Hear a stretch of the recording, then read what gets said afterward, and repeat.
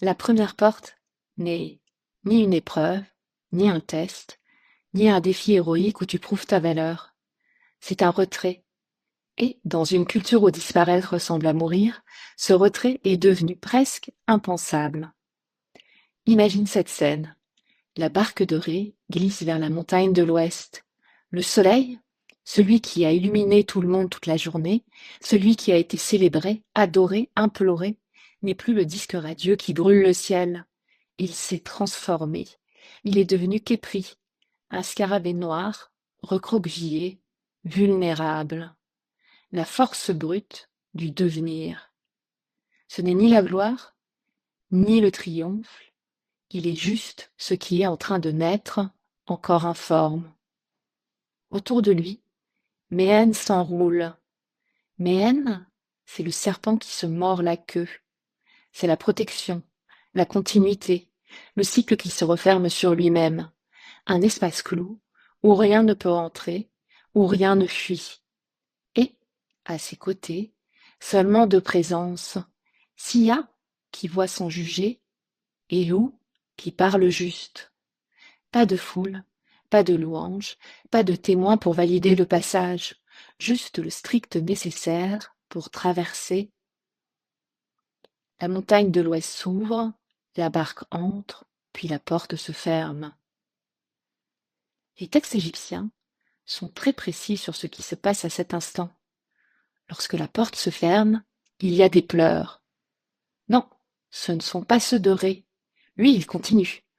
Ce sont ceux qui restent dans la montagne qui pleurent, ceux qui ont besoin de Ré pour rester visibles, pour exister eux-mêmes, ceux qui confondent la présence du soleil avec leur propre valeur, ceux pour qui la disparition de l'autre est une menace. Et si on transpose ça aujourd'hui, qui pleure quand tu te retires? Qui panique quand tu t'arrêtes de répondre immédiatement? Qui interprète ton silence comme un abandon? Qui vit ton repos comme une trahison? Qui ne supporte pas que tu ne sois plus disponible, visible, utile? Parce que le texte est clair. Ceux qui ne pleurent ne suivent pas. Ils restent attachés à l'ancienne forme, attachés à l'identité que tu portais pour eux, attachés à la version de toi qui les rassurait, qui les confirmait, qui les servait. Et la porte se referme quand même. Ce passage est d'une modernité dévastatrice, parce que toute transformation réelle implique une séparation, et toute séparation crée du chagrin chez ceux qui perdent l'ancienne version de nous.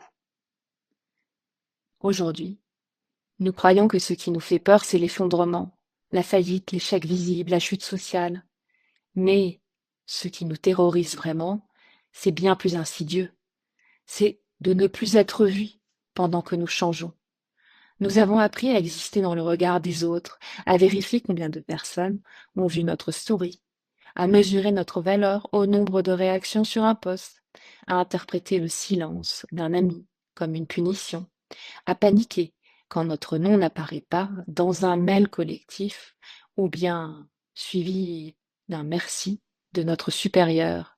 Nous avons appris à nous sentir inexistants si personne ne commente notre travail et on ne s'en rend même plus compte.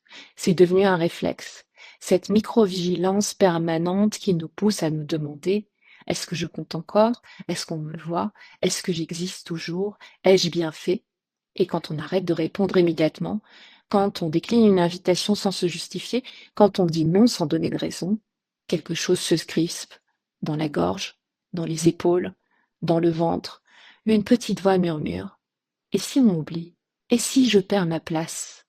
Alors on continue, même épuisé, même désaligné, même quand quelque chose en nous, c'est déjà que continuer ainsi est une impasse, parce que le retrait volontaire ressemble à une mort symbolique. Mais dans la cosmologie égyptienne, le retrait n'est pas une fin, c'est une condition. Ré ne peut pas se transformer à la lumière du jour.